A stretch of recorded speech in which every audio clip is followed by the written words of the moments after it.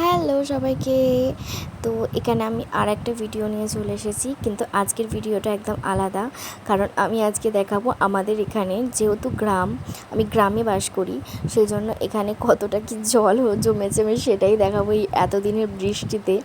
দেখতেই পাচ্ছো আমাদের রাস্তায় পুরো উঠে আসবে জল, উঠে এসেছে। আর কদিন বৃষ্টি হওয়া মানে পুরো রাস্তাও ডুবে যাবে।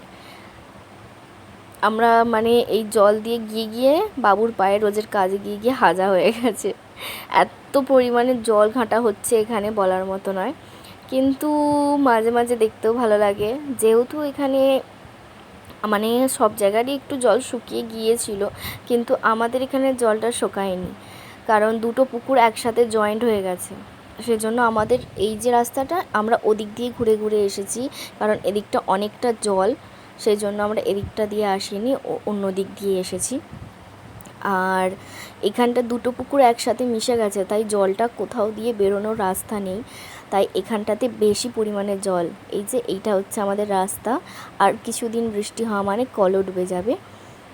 তো যাই হোক, কিছু করার নেই। বর্ষা কটা দিন তো, বর্ষার যেহেতু ঋতুটা, বর্ষা তো বুঝিয়েই দেবে যে হ্যাঁ আমি এসেছি, সেই জন্য কদিন থাক। আর এই যে এখানে এইটা হচ্ছে আমাদের বল খেলার মাঠ, আমাদের বাসন্তী পুজো হয় এখানে, কিন্তু কেউ বলবেই না, বলবে পুকুর। ওই পুকুরটা আর এই যে মাঠ এক হয়ে গেছে। আর কত শালু ফুলও ফুটেছে, সকালের দিকে বেশ ভালো লাগে, সব সাদা হয়ে ফোটে না, বেশ দেখতে ভালো লাগে।